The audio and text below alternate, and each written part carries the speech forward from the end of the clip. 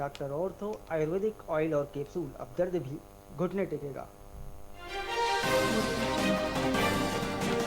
खाटू श्याम जी मंदिर में घुसे 2 आतंकवादी, कमेटी ऑफिस में कर्मचारी को बंधक बनाया। ATSCRT ने दोनों को ढेर किया।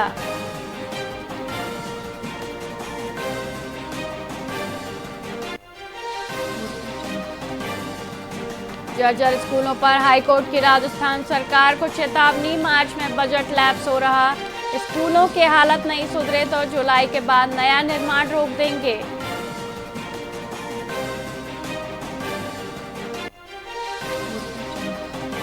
जैसलमेर में ऐतिहासिक चादर महोत्सव का शंखनाद, आज जैसलमेर पहुंचेंगे RSS प्रमुख मोहन भागवत। 871 साल पुरानी परंपरा का होगा अभिषेक।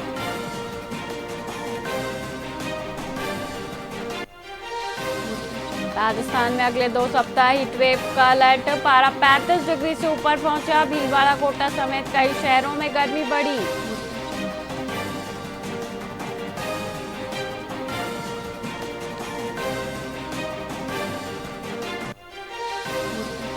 जयपुर में प्लास्टिक कूलर फैक्ट्री में भीषण आग, 3 मंजिला फैक्ट्री में आग से मचा हड़कंप। 40 फायर ब्रिगेड ने आग पर काबू पाया।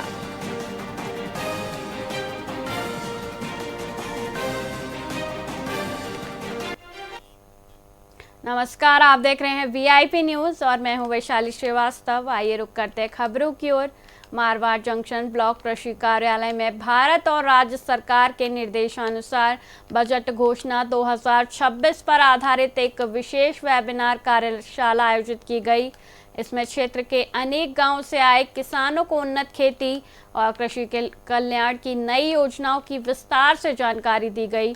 विशेषज्ञों ने केंद्र और राज्य सरकार की जनहितकारी योजनाओं के प्रति जागरूक करते हुए किसानों को आधुनिक तकनीक अपनाने के लिए प्रेरित किया।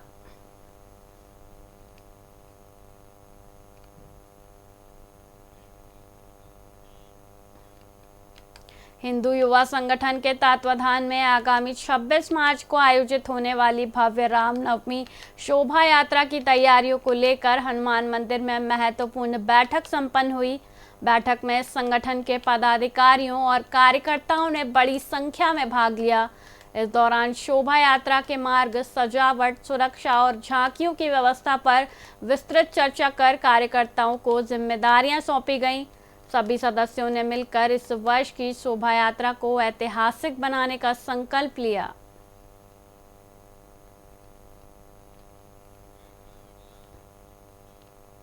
मारवाड़ महिला एवं बाल विकास विभाग के तत्वाधान में कस्तूरबा आवासीय छात्रावास में छात्राओं के लिए जागरूकता कार्यक्रम आयोजित किया गया। ब्लॉक प्रभारी रवीना कुमारी ने बालिकाओं को आत्मरक्षा के गुर सिखाए और महिला हेल्पलाइन डेस्क के उपयोग के बारे में बताया। इस दौरान छात्राओं को उनके मौलिक अधिकारों, शिक्षा के महत्व और राज्य सरकार की जनहितकारी योजनाओं की जानकारी भी दी गई, ताकि वे विषम परिस्थितियों में सतर्क और सुरक्षित रह सकें।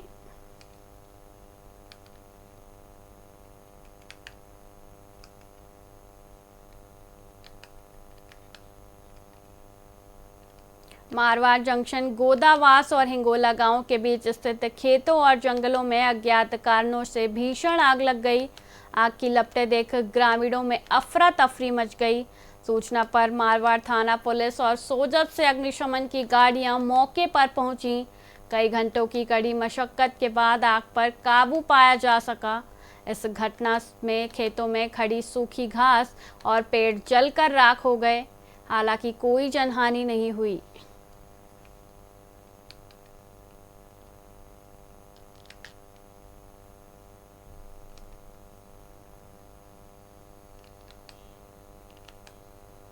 करौली जिला मुख्यालय स्थित पुलिस लाइन में होली मिलन समारोह धूमधाम से मनाया गया। शांति व्यवस्था बनाए रखने के बाद SP लोकेश सोनवाल और पुलिस कर्मियों ने डीजे की धुन और लोकगीतों पर जमकर नृत्य किया। धौलपुर और सपोटरा से आई गायन मंडलियों ने उत्सव में 4 चांद लगा दिए। सभी ने एक दूसरे को गुलाल लगाकर बधाई दी।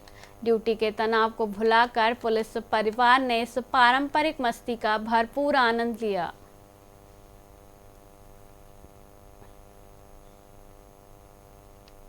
नोखा के अपना घर आश्रम में आरएसएस स्वयंसेवकों द्वारा भव्य होली महोत्सव आयोजित किया गया। फागड़ गीतों और चंग की थाप के बीच आश्रम में आवासित प्रभु जी निराश्रितों पर पुष्प वर्षा कर होली खेली गई। जिला प्रचारक विक्रम और सचिव सतीश झंवर की मौजूदगी में सभी ने डीजे की धुनों पर नृत्य किया। सेवाभावी कार्यकर्ताओं ने गुलाल लगाकर प्रेम और भाईचारे का भी संदेश दिया, जिससे आश्रम का वातावरण आत्मीयता और मुस्कान से सराबोर हो गया।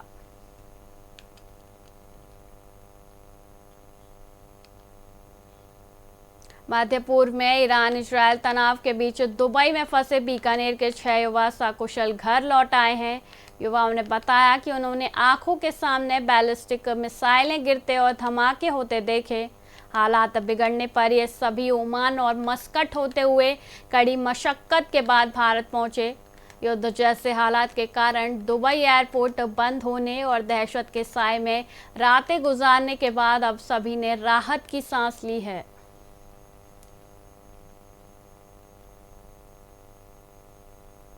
दिन रात हमें नींद नहीं आई थी। हम लोग पूरे वहाँ के हालात देखकर घबरा गए थे, क्योंकि जहाँ हम ठहरे हुए थे वहाँ पे मिसाइलें रात भर हमें परेशान कर रही थी। फिर हम लोगों ने डिसाइड किया यहाँ से तो निकलना ही पड़ेगा, तो इसलिए हम ओमान होके हम लोग वहाँ से ओमान निकले। फिर रहते हैं वहाँ से मिसाइलें ऐसे आ रही थी जैसे घर में किसी के पानी का शावर आता है। हर आधे घंटे 1 घंटे में 5-5, 6-6 मिसाइलें पड़ रही थी।